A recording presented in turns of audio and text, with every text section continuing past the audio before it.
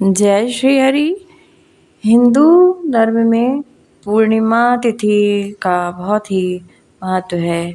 इस दिन भगवान विष्णु के सत्यनारायण रूप की पूजा की जाती है। पुरुषोत्तम मास में पड़ने वाली पूर्णिमा सर्व सिद्धिदायिनी पूर्णिमा कहलाती है।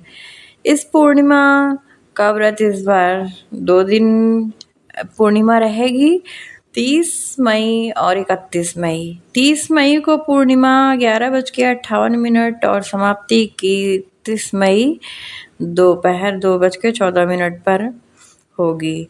30 तारीख को व्रत की पूर्णिमा है और 31 तारीख को स्नान, दान, जप, दान पुण्य की पूर्णिमा है। इसलिए व्रत जो है सब रखेंगे 30 मई को। इस दिन जो है व्रत रखा जाएगा। दिन भर अपना जैसे करते हैं व्रत फलाहार वो करेंगे और इसलिए यह व्रत 30 मई को किया जाएगा। धर्म सिंधु निर्णय सिंधु के अनुसार 31 तारीख को स्नान, दान, जप, तर्पण और अन्य पूजन कर्म को बताया गया है करने के लिए। महर्षि व्यास जी ने भी निर्णय सिंधु में उदया तिथि को ही ज़्यादा महत्व दिया है। 30 तारीख को लोग उपवास रखेंगे। इस दिन रात में चंद्र दर्शन करें, चंद्र भगवान को जल मिश्रित दूध से अर्घ दें। ओम चंद्र देवताय नमः का जाप करते हुए उन्हें धूप, दीप, नैवेद्य, खीर उन्हें अर्पित करें। धन धान्य की वृद्धि होती है। पूर्णिमा के दिन यदि चंद्र भगवान का पूजन किया जाता है और भगवान चंद्र से कहें, हे देव भोग लगाएं, इसे प्रसाद बनाइए, ये स्थिर लक्ष्मी की इससे प्राप्ति होती है। सूर्योदय के पहले 31 तारीख को उठकर सूर्योदय से पहले ब्रह्म मुहूर्त में स्नान करें, भगवान का दैनिक पूजन जप करें और पुरुषोत्तम मास चल रहा है इसलिए जल के लोटे में तुलसी और काला तिल देकर दक्षिण दिशा की ओर मुख करके अपने पूर्वजों को भी अवश्य जल दें। इसका बड़ा ही महत्व है। एक तो पुरुषोत्तम मास चल रहा है, 3 वर्ष के बाद ही आएगा, तो इसमें जो है जल का तर्पण भी बहुत आवश्यक है। अपने पितरों को अवश्य जल दें क्योंकि पितृदेव से ही, जब पितृदेव हमारे प्रसन्न होते हैं तभी पितृदेव ही सांसारिक गाड़ी उन्हीं के आशीर्वाद से चलती है। और कुल में भी अगर उत्तम संतान को लाना है तो पुरुषोत्तम मास सबसे बहुत महत्वपूर्ण है पितृ तर्पण के लिए, तो पितृ तर्पण अवश्य करें। भगवान विष्णु, लक्ष्मी जी, चंद्रदेव के साथ इस दिन शिव पार्वती जी की भी आराधना करें। लक्ष्मी जी के को पलाश व हार श्रृंगार, कमल, गुलाब, गुड़हल जो भी आपको पुष्प मिल जाए वो अवश्य अर्पित करें।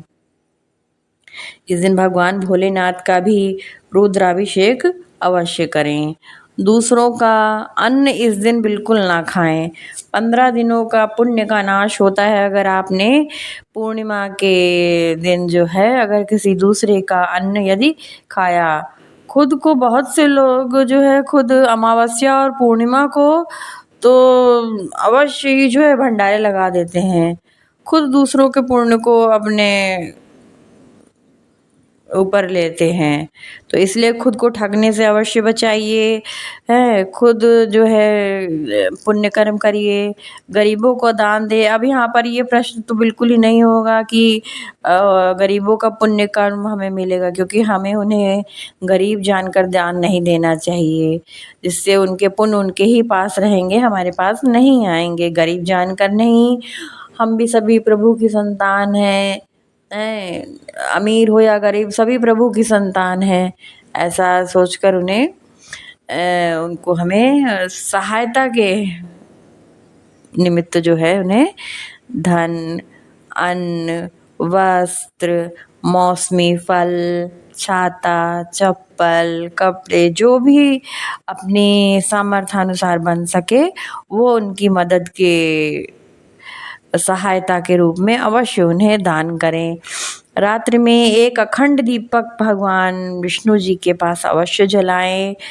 जो इतना ऐसा दीपक जलाएं कि जो थोड़ा सा बड़ा भी रहे और एक अखंड दीप की तरह जो थोड़ा ज़्यादा लंबे समय के लिए वो जलता रहे, क्योंकि पुरुषोत्तम मास में भी दीपदान का बहुत महत्व बताया गया है। तो भगवान विष्णु के आगे एक दीपक जलता रहे।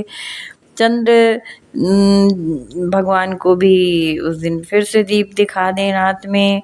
और मालपुए का दान जो है अवश्य करें पूर्णिमा के दिन। पुरुषोत्तम मास में पूरे दिन मालपुए के दान का वर्णन किया आता है पुराणों में।